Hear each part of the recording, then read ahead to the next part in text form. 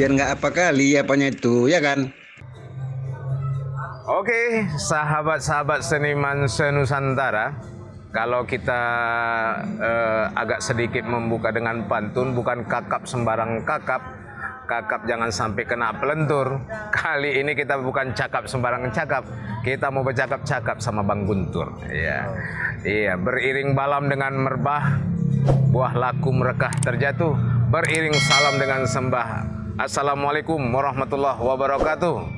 Iya.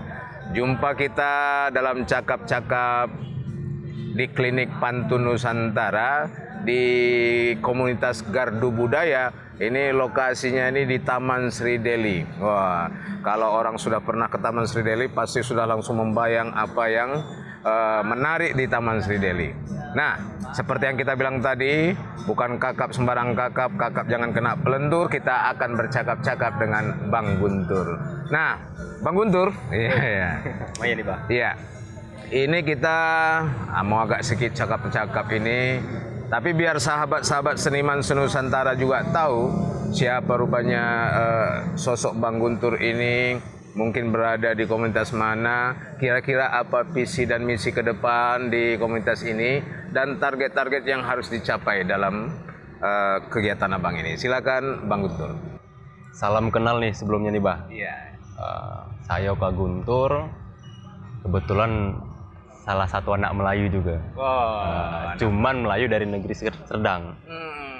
Kebetulan Buya itu kampungnya di Tanjung Merawa. Kalau Umi di Percut. Itu. Nah, kali ini saya sebagai volunteer.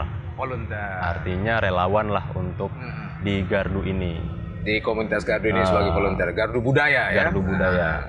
Nah, kalau misalnya ada yang bertanya tentang Gardu, sebenarnya Gardu itu bukan singkatan, tapi makna. Nah, maknanya itu poin-poin kecil atau pasukan-pasukan kecil yang dimana mungkin seringkali terlupakan, tapi pergerakannya itu tidak terdeteksi. Asik kira-kira ya. Nah, jadi kami berupaya gimana caranya membuat pergerakan dalam seni budaya yang mungkin dampaknya itu bisa untuk masyarakat sekarang atau di jangka yang akan datang. Iya, kalau misalnya kita bilang ini bukan badu sembarang badu ya kan, badu ini penakluk buaya. Ini komunitas Gardu bukan sembarang komunitas Gardu. Ini komunitas Gardu Budaya ya Bang ya. Nah, lanjut Bang.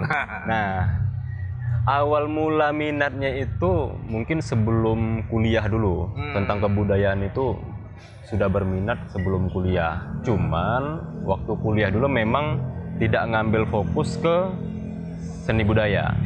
Tapi di bidang psikologi. Psikologi. Iya, psikologi. Tapi di psikologi itu juga dipelajari tentang psikologi budaya, psikologi sosial masyarakat dan lain-lain. Nah, salah satu juga aspek dari psikologi di Indonesia yang paling pertama adalah penyesuaian budaya. Karena memang di Indonesia ini tidak ada satu orang pun tanpa budaya. Semuanya punya budaya masing-masing. Itu. Jadi kalau kita bilang tadi dia punya visi dan misi, dan kira-kira kenapa Bang Guntur ini tertarik dengan kegiatan ini dan tertarik pula memilih komunitas ini gitu? Nah, kebetulan saya juga aktif di Asosiasi Seniman Tari Indonesia. Nah, kebetulan saat ini sebagai Ketua Bidang Kesekretariatan dan Organisasi di DPD Sumatera Utara. Nah, jadi di bidang kami itu ada beberapa data, di mana ada beberapa ketimpangan yang terjadi di masyarakat. Salah satu contohnya, mungkin saat ini orang berpikir seniman tari itu bintang sirkus gitu. Artinya hanya sebagai penampilan dan hiburan saja. Sementara tarian itu salah satu bagian dari kebudayaan. Nah, di mana itu diteruskan secara turun-temurun. Begitu, apalagi kita berbicara dengan tarian tradisional. Nah, semakin modernisasi sekarang, orang menganggap seni itu hal yang kuno atau dikatakan konservatif. Nah, cuman uniknya di Sumatera Utara berbeda dengan daerah lain. Contohnya misalnya daerah Banten itu ada suku Baduy. Ada Baduy dalam, ada Baduy luar. Nah, Baduy luar itu tidak menghilangkan etniknya, tapi mereka juga beraktivitas secara modern. Nah, harapannya di Sumatera Utara ini kita nggak berpikir itu konservatif, tapi kita berpikir itu modern, tapi tanpa menghilangkan rekam jejak kebudayaan leluhur kita. Oh iya, jadi macam teringat seperti apa yang disampaikan abang saya itu Tengku Zainuddin. Dia sering mengatakan seperti ini, ikuti zamanmu katanya. Tapi jangan lupakan budayamu. Itu yang selalu sampaikannya dalam kegiatan budaya dimanapun. Mungkin begitu juga apa maksud di komunitas Gardu Budaya ini, Bang? Kurang lebihnya begitu. Iya. Nah, jadi dengan usia yang muda seperti ini, kenapa Bang nggak berpikir yang lain aja? Misalnya, ini kan banyak kegiatan-kegiatan yang lain, kenapa harus di komunitas Gardu gitu kan? Kira-kira, kenapa kira-kira, Bang? Nah.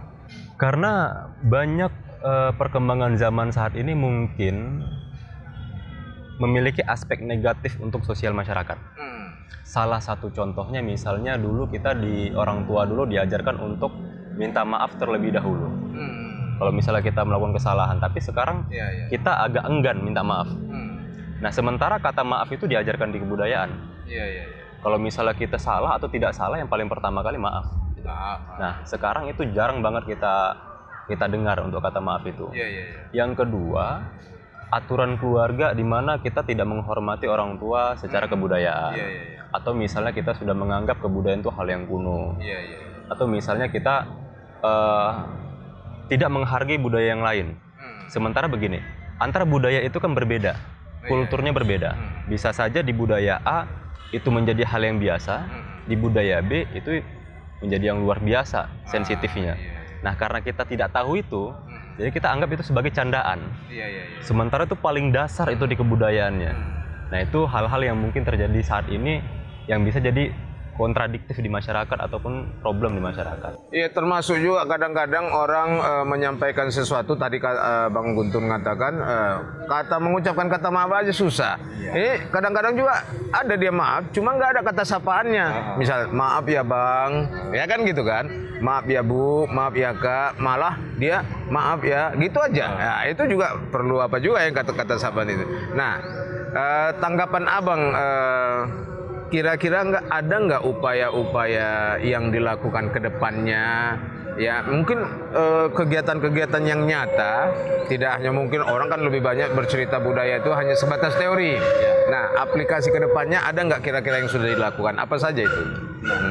Memang saat ini kami lagi membentuk sebuah tim kecil. Nah, itu yang dikatakan Gardu tadi. Di mana kami berusaha untuk meneliti dan tinjau langsung kepada masyarakat. Apakah masyarakat umum ataukah memang pegiat seni. Dengan beberapa konteks yang kami pikir itu penting. Nah, salah satu arahannya adalah saat ini kami berjalan untuk meneliti tentang tarian persembahan.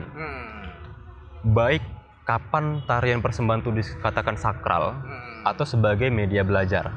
Nah, karena sampai saat ini mungkin orang berpikir tari persembahan itu orang datang kita menyembahi.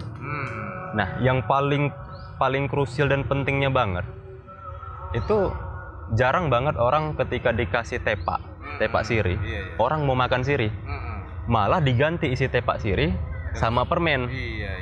Sama bonbon lah dibilang di Medan kan. Malah itu masih lebih mending, ada lagi yang menolak, cuman meletakkan tangannya di tepak sirih. Padahal di suku Melayu itu tuh bagaikan persembahan yang dihormati kali.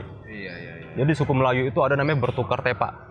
Antara tamu dengan pemilik rumah kita bertukar tepak, saling cicipi sirihnya. Nah, sementara saat ini udah nggak ada lagi. Itu kan hal yang krusial. Mungkin orang berpikir pedarnya sirih nggak mau dimakan. Tapi padahal itu sebuah penghormatan. Faktanya, kami temukan ada beberapa pegiat seniman tari. Mereka bukan hanya menyembahkan tari persembahan saja, tapi sirihnya itu pun ditanam gitu. Saking spesialnya bagi mereka, sirih itu harus disajikan sama orang lain. Itu saking sakralnya mereka. Nah, itu terjadi. Nah, harapan kami dengan temuan ini bisa jadi referensi untuk masyarakat. Yuk, ketika orang ngasih tepak sirih atau orang ngasih sirih dihargai. Apakah dicicip atau gimana? Ya, itu kan mungkin sebatas penelitian saja. Maksudnya tadi kira-kira ada nggak sudah dilakukan? Apakah misalnya dengan mensosialisasikan langsung ke masyarakat, ya kan? Tingkat mana masyarakatnya? Tingkat SD kah? Tingkat SMP? Tingkat mahasiswa? Hanya mungkin saat ini hanya umum saja gitu.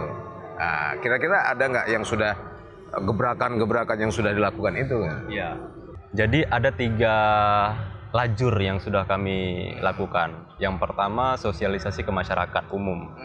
Yang kedua sosialisasi ke mahasiswa. Yang ketiga sosialisasi dan menampung aspirasi dari pegiat seni. Nah, artinya kami harus merangkul dulu apakah ini sebuah persoalan di masyarakat ataukah memang bagian dari keluhan para seniman tari. Jadi ketika itu kami dapatkan, kita nggak bisa berbicara omong kosong tanpa hasil penelitian. Nah, itu makanya kami lakukan penelitian yang dimana hasil nanti mungkin bisa jadi referensi untuk berbagai bidang sama lini masyarakat yang diperlukan. Itu lajur umum tadi. Nah, berikutnya untuk mahasiswa nanti kalau misalnya sudah penelitian ini sudah jadi, kami akan lakukan sosialisasi dalam bentuk seminar nasional. Kami publis, kami jurnalkan gitu sebagai temuan. Oh, ini penting loh, sebagai hal yang harus kita jaga gitu. Jadi kalau misalnya kita bilang memang kalau bicara budaya ini seperti yang dibilang pantun itu bukan titik yang membuat tinta, ya kan? Tapi tinta yang membuat titik. Bukan cantik yang membuat cinta, tapi cinta yang membuat cantik. Artinya kalau kita tidak cinta dengan budaya ini, bagaimana menjadi orang cantik itu Bang ya? Nah, kira-kira kalau kita agak bergerak keluar, kalau pandangan dari Bang Guntur sendiri, bagaimana kira-kira tanggapan yang sudah Bang Guntur teliti mungkin ya, atau lihat atau amati di lembaga-lembaga adat kebudayaan Melayu sendiri. Lalu bagaimana juga dengan kira-kira dari pemerintahan. Nah, untuk yang seperti ini ada nggak tindakan itu atau hanya sebatas program dan selesai sampai di situ? Nah saat ini kondisi Indonesia lagi open minded sebenarnya. Open minded itu artinya kita lagi terbuka pikiran untuk berkolaborasi, untuk bekerja sama, tapi masih ada ketimpangan. Misalnya seperti ini, para pecinta seni atau pegiat seni yang mungkin orang-orang tua kita atau senior-senior kita sulit untuk melakukan penelitian karena usia atau karena kesibukan. Nah, sementara di sisi lain dari pihak pemerintah juga butuh referensi. Nah, jadi perannya anak muda ini untuk menjembatani. Disitulah berlaku mungkin istilah Soekarno. Beri aku 1000 orang tua, maka akan kucabut Semeru dari akarnya. Orang tua nih Bang. Orang tua. Berikan aku 10 pemuda agar bisa kuguncangkan dunia. Nah, artinya memang di sini dititip pesan anak muda harus belajar dari orang tua. Karena apa? Orang tua pakarnya. Orang tua yang tahu ilmunya. Nah, sementara anak muda bantu untuk menggebrakkan. Nah, jadi kalau misalnya kita udah lihat ketimpangannya, oh, pemerintah butuh referensi dan para orang tua serta pegiat seni senior juga ingin memberi. Ayo kita laksanakan. Tadi adat-adat budaya adat-adat kebudayaan Melayu tadi sendiri di lapangan sudah melaksanakan itu juga atau hanya sekedar itu tadi? Sudah ada melakukan karena kan beberapa pegiat seni rata-rata punya sanggar atau punya binaan. Mereka sudah juga melakukan. Hanya saja kan kita berbuat untuk lingkungan kita dengan satu visi dan misi. Nah, sementara kita coba bergerak untuk menciptakan kultur yang lebih besar gitu. Jadi kalau misalnya kita lihat bahwa bagaimana bangsa ini besar, bangsa ini bisa maju, ya budaya itu jangan pernah ditinggalkan. Karena kita lihat sejarah masa lalu juga, bagaimana kebudayaan kita diangkat betul-betul ke permukaan supaya bangsa ini kuat. Ya, seperti yang dibilang Soekarno juga, jas merah jangan sekali-sekali melupakan sejarah. Nah, jadi kalau misalnya berguru kepalang ajar, dapat rusa belang kaki, katanya gitu kan. Nah, kalau kita bergurunya kurang ajar, bagai bunga kembang tak jadi, mak gurunya kurang ajar ya. Ya kawan-kawan seniman senusantara, iya. Menarik sekali pembicaraan kita dengan Bang Guntur tadi, karena tadi di awal sudah kita bilang bukan kakap sembarang kakap, ya kan? Bukan kakap sembarang kakap. Kakap ini jangan sampai dibeban, ya kan? Nah, ini bukan cakap sembarang cakap ini. Cakap ini cakap yang luar biasa dan hebat. Nah, baik itu saja mungkin sekilas yang bisa kita perbincangkan pada hari ini. Ya, sekali lagi kita tutup dengan beriring balam dengan merbah, buah laku merekah terjatuh. Beriring salam dengan sembah. Assalamualaikum warahmatullahi wabarakatuh. Terima kasih.